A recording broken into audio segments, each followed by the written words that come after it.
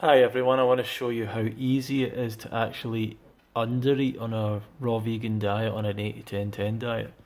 So yesterday I was measuring, the last few days I've been measuring my food, and I just put in the first day into Chronometer, and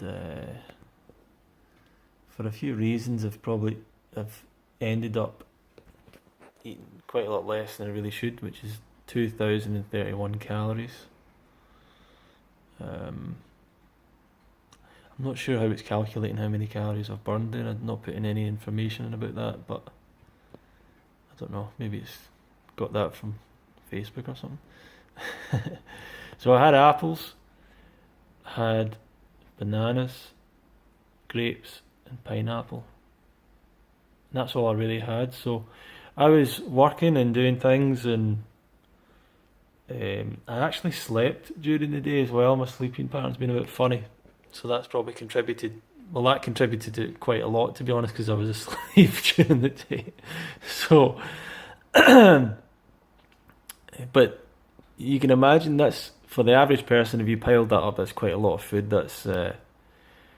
Um, I guess that's 12 bananas, 10 apples, 500 grams of grapes, and a whole pineapple.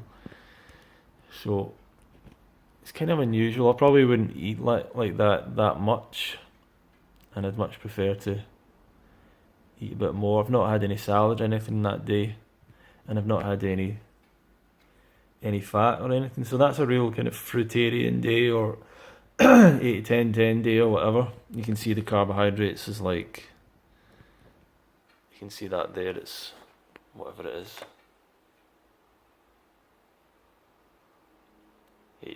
95%. So it's like over 80% carbohydrates. So that's really too little for me, and it'll be too little for most people really on a raw vegan diet, even women. It's much easier. It's probably easier to undereat on if you're doing 80-10-10 than overeating, which is why you should always err on the side of overeating, and you shouldn't really ever think that you can overeat. It's not really that possible. What you can overeat on is foods that you're not really, biologically designed to eat, and foods that are dried, foods um, that are fattier. So you could probably definitely overeat if you were to eat a lot of avocados and eat a lot of nuts and things like that. You can definitely overeat, but with just sweet fruits like these, it's very hard to overeat. Uh, and as I said, you're more likely to undereat. So it's kind of easy to do that. People really need to. A lot of people getting into this now don't really realize that you have to learn this stuff. You have to have an idea of how many calories you need and what each fruit what each fruit will give you in terms of calories. And it's weird because there's a number of people online. There's some groups that don't believe in the concept of calories. Now, measuring food in calories is the absolute standard of nutrition science. It's something that's been studied many times. It's become a standard because of that, because of experts continually studying this information and using it in all sorts of places and finding it to be useful and a useful way to measure food.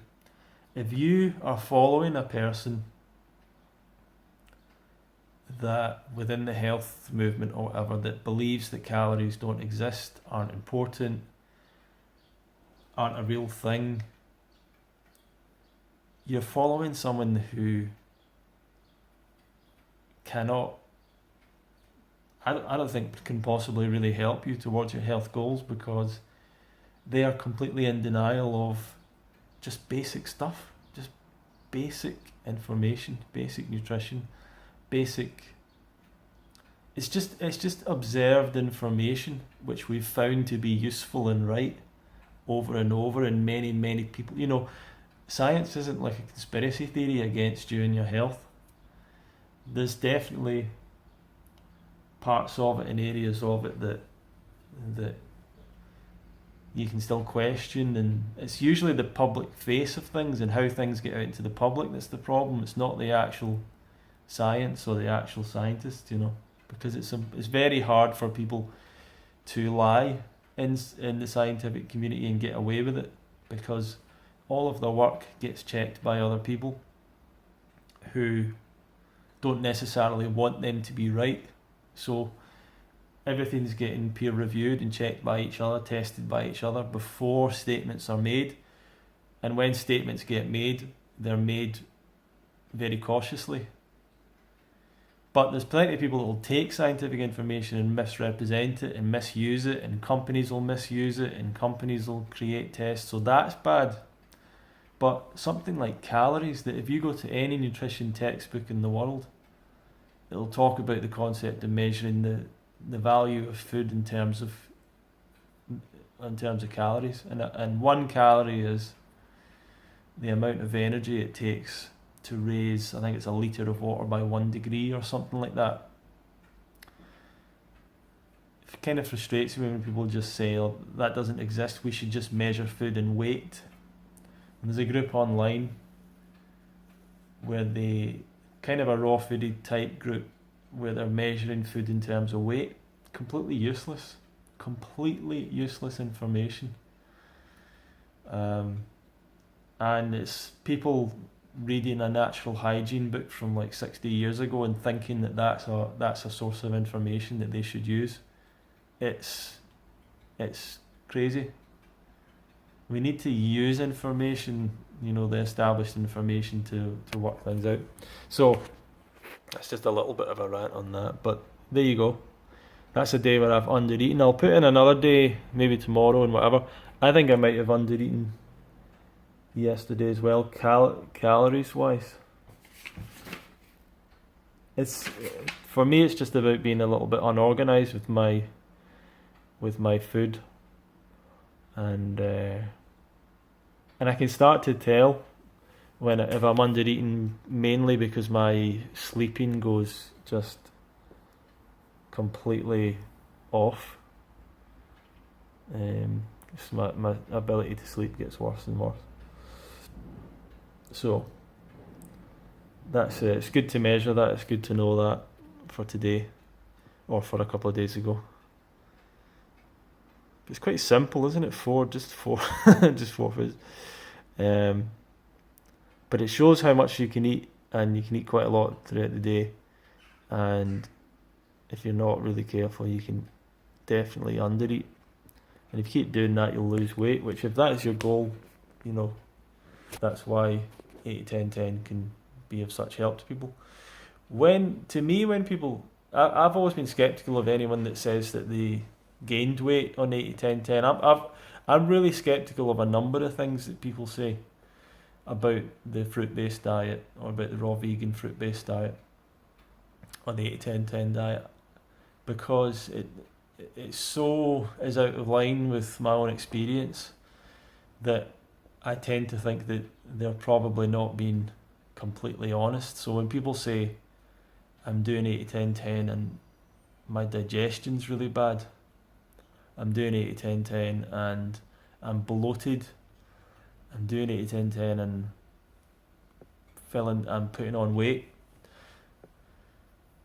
those 3 things I don't commonly see from anyone that's starting out doing the 80-10-10 still diet. And what a lot of people will say is, I'm doing 80-10-10, I eat a little bit of cooked food, and I'm bloated or whatever.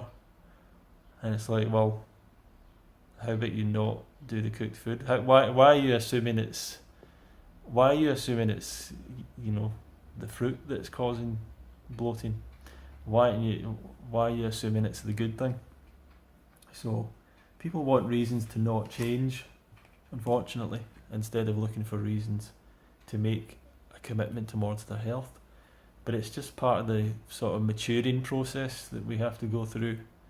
If you want to really choose a healthful life, there's a certain amount of maturity and responsibility in really asking yourself the question, are you serious about it, and are you just going to continue to find reasons not to do it because you want to eat comfort food, which isn't really comforting, isn't really satisfying, and doesn't really taste that great, if you're really honest with yourself.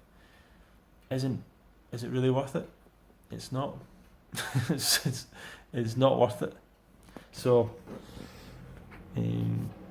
me 4 or 5 years into doing this, and quite easy for me to undereat. So I think there's a lot of people that would easily undereat as well. I would say that because I'm, just not to excuse myself, but because I'm having to measure all my food, it's kind of throwing me off. I feel like I can't just pick something up and eat it. Like, I need to go and measure the weight of it. So I feel that's kind of holding me back from just maybe having snacked a little bit more. So it's funny. But anyway, just a message for those out there, for people that say to you, oh, you just eat how you feel and stuff. You can eat how you feel and undereat. And that's going to lead you to crave. If you do that for a few days, if I was to do that for a few days, I'm going to eat either fat very quickly, which I mean avocados, nuts, some tahini or something. I'm going to start adding fat, or what else?